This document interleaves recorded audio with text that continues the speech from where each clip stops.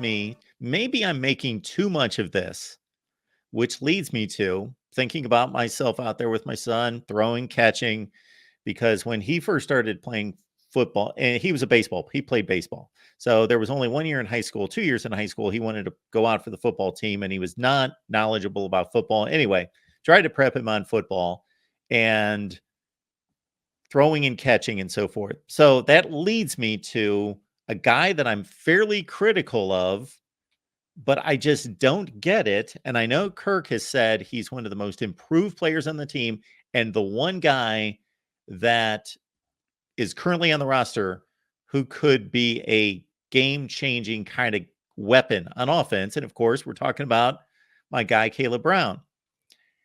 He dropped 2 passes in this game.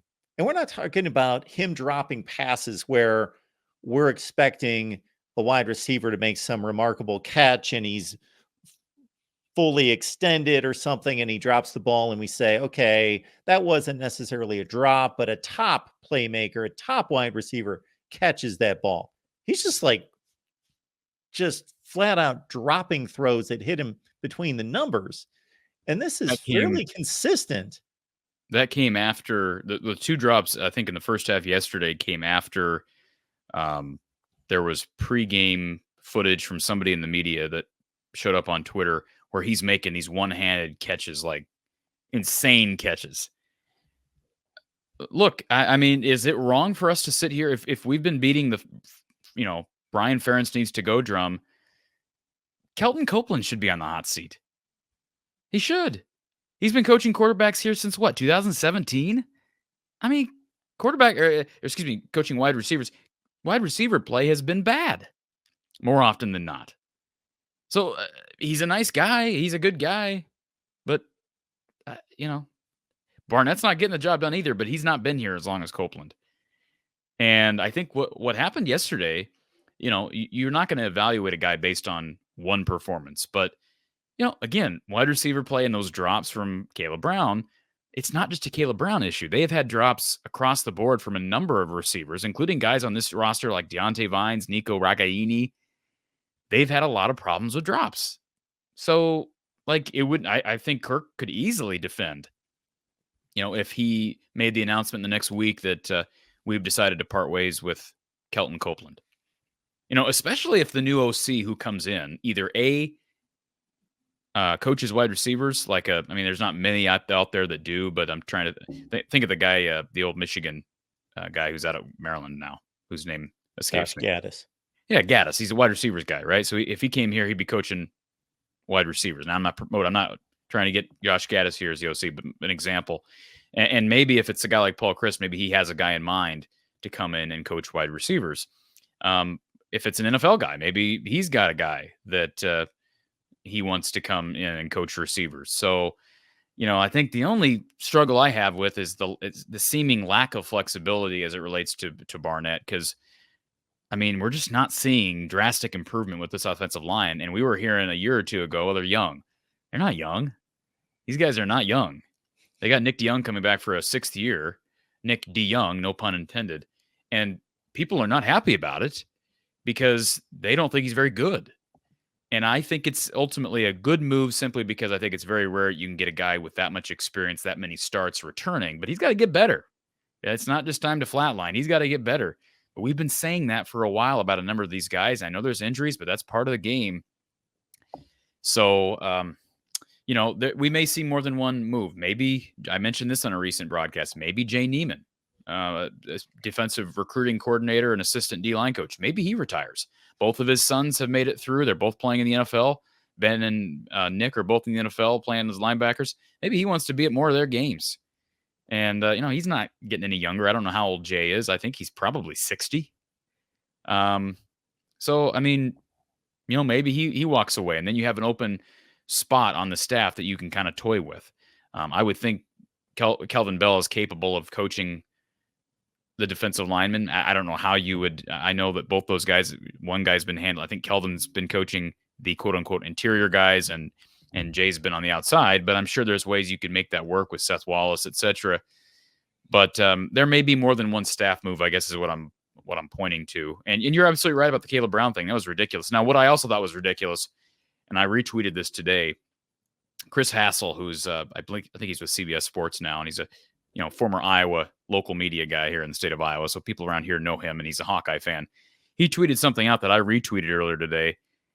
He tweeted out yesterday, this was at halftime, right after halftime. He said that the sideline reporter just say that Kirk told her the offensive struggles so far have nothing to do with Deacon Hill. Did I hear that right? And that's not exactly what was said, but I went back today and listened to the sideline reporter coming out of the tunnel, and she said she had a conversation with Kirk, and basically she asked Kirk, how do you get Deacon Hill going? How do you get the ball downfield? And Kirk's response was, well, it's not really got anything to do with Deacon Hill right now. That's a weird thing to say, man. That is a strange thing to say. You can make the comment about drops. Like, yeah, he brought up drops. You knew he was going to. And by the way, as soon as Caleb Brown dropped those 2 passes, I said to the people watching the game with me, I said, you watch, Kirk's going to point to those drops and say, we got to catch those. I don't know what it is about defending quarterback play. I don't know what that is, other than just you're afraid of being proven wrong. It's the most important position in the field. It's your Sonny Boy's position that he's supposed to be coaching. I don't know how else to explain it, but that was I almost want to cut a video just on that report from the sidelines, because that was concerning. So they need somebody in here who understands evaluation better than these guys.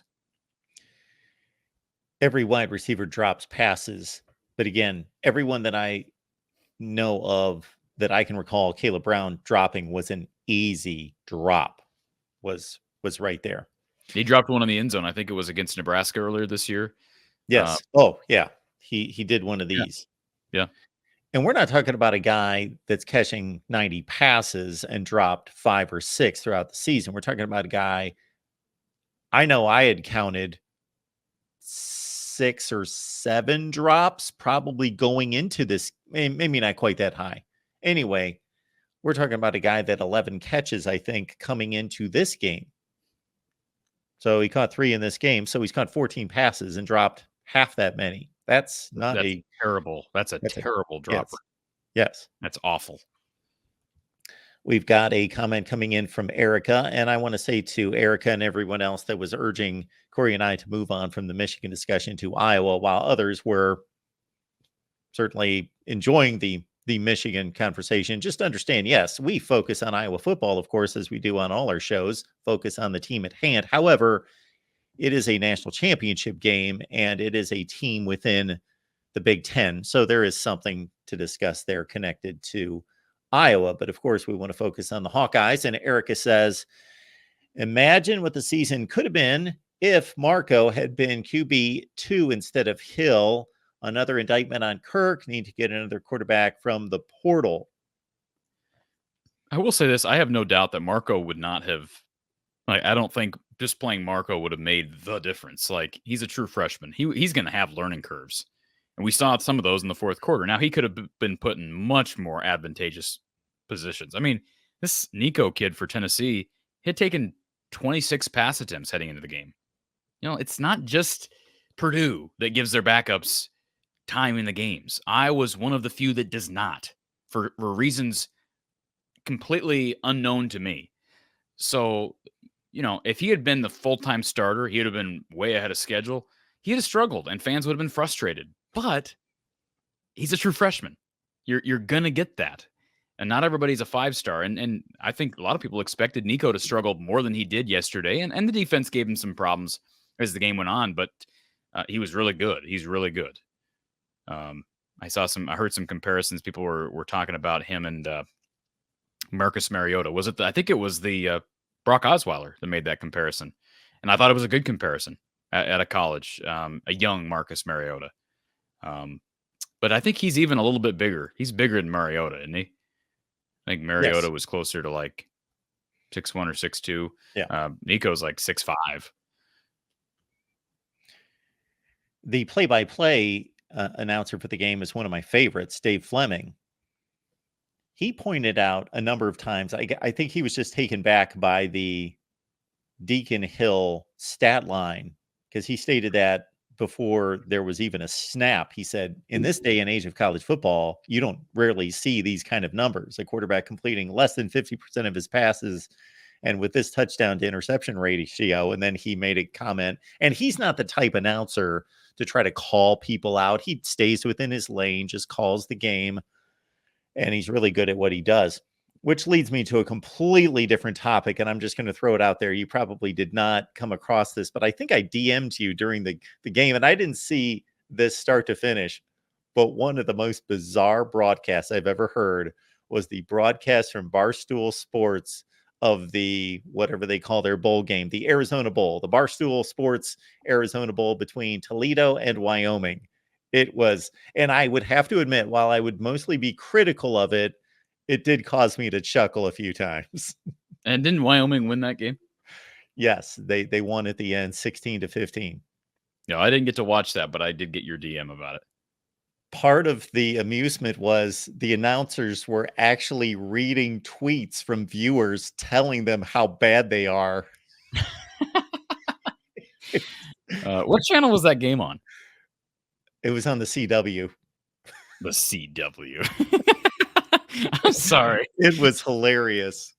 Like, did you hear the recent controversy? This goes back maybe a couple months. Carissa Thompson, who I don't even know who she's with anymore. She used to be with the Big Ten Network and a couple other networks. She actually admitted on a podcast that she has made up comments from coaches.